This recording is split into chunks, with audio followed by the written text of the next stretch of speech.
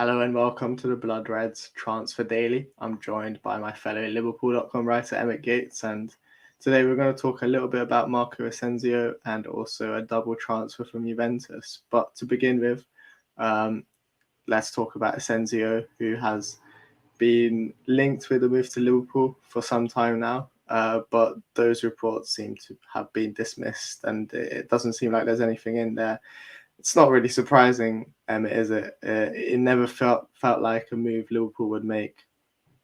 Yeah, I mean, it was a strange one in the sense that, Asensio was a good player, and he probably could add something to Liverpool's squad, but generally he plays on the right side of, attack. And I mean, we all know that's Mohamed Salah's position, and considering Salah has just extended for another 3 years, it's Asensio isn't going to really get much of a look in, game wise, and the fact that he's not a regular at Real Madrid, which is kind of why he wants to move away in the first place. To join Liverpool, where he'd just be in the same situation, makes little sense from a player's perspective. From Liverpool's perspective, we've seen reports of 25 million, 30 million. Liverpool are not going to waste that kind of money on what is essentially a backup.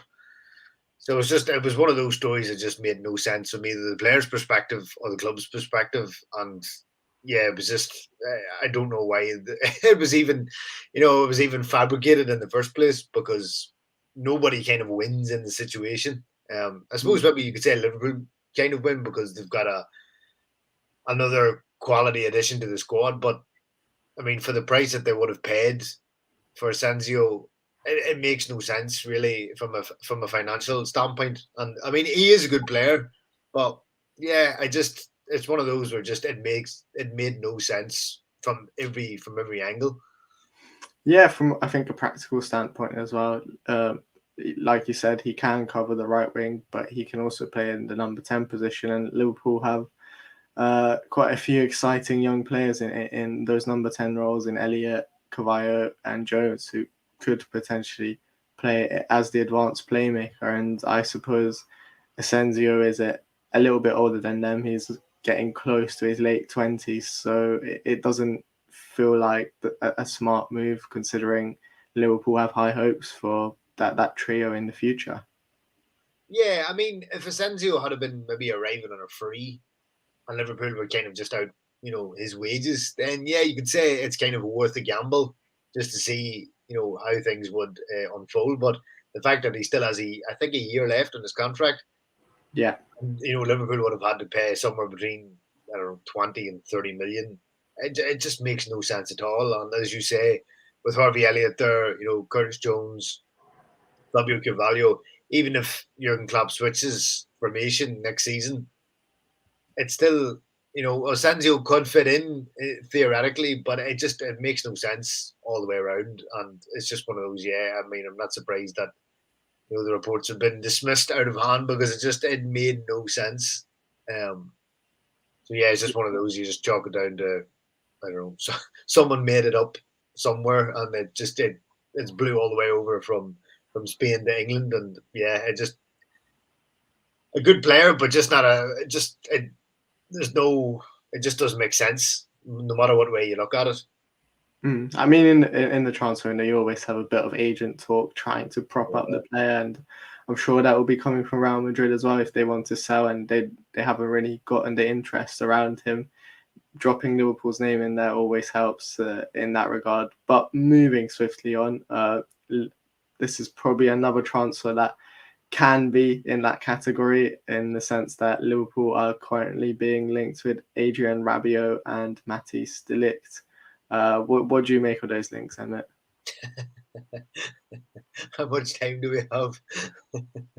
I don't know. Start with Rabiot. I mean, Ben, we've talked about Rabiot before. Um, it's a complete non-starter. Like, there's absolutely zero chance of Rabiot turning out for Liverpool next season. Um, I mean, he's been at Juventus for 3 years, and I think a lot of Juve fans would say they're still trying to figure out what he's good at, because if you have in your mind the picture of what perfect Jurgen Klopp player encapsulates.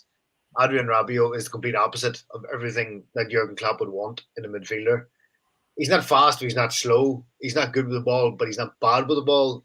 He's not really attack minded, but he's not defensive minded either. So it is you genuinely wonder what his best attributes are. Like Juve fans still don't know after 3 years of watching him.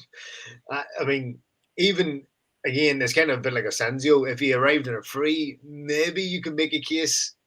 But the fact that he has a year left, Juve are reportedly looking somewhere between 10 and 15 million for him.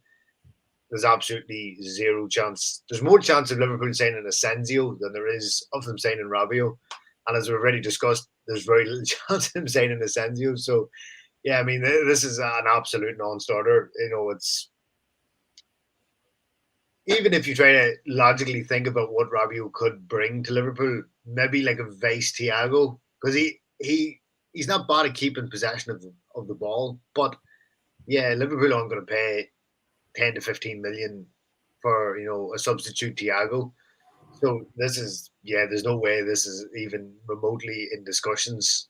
There's just no chance. Rabiot is not a Liverpool player, and I think Juve will be looking to get rid of him this summer. Just anybody willing to take him, and plus he's on a massive wage at Juve. I think it's 7 million euros net a season.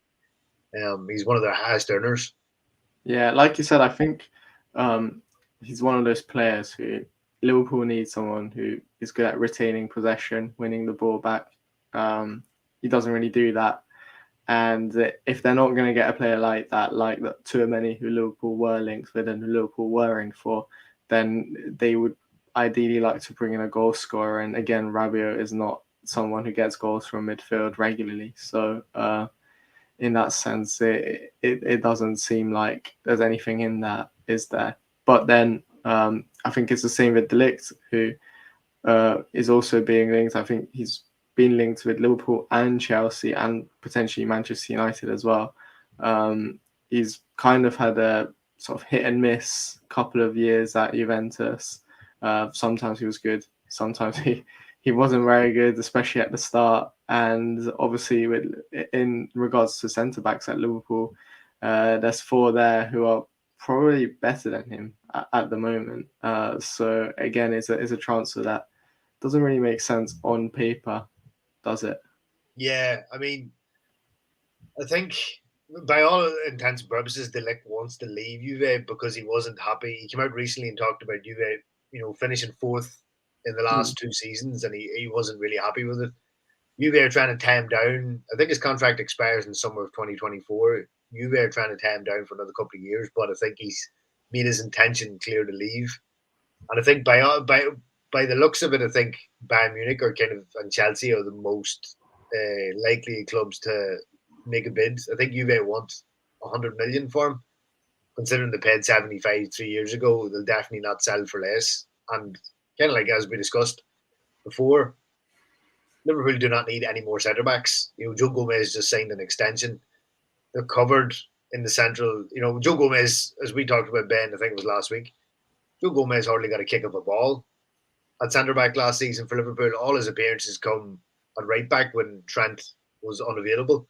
So the fact that Gomez, who's been at the club for years now, can't get regular playing time at centre back, there's no need for De Ligt. And I mean, De Ligt, he was a bit of a car crash when he first joined Juve. It seemed he was giving away a penalty every week for the first 6 months. But he has got better over the last couple of years. He has kind of turned into a bit of a leader.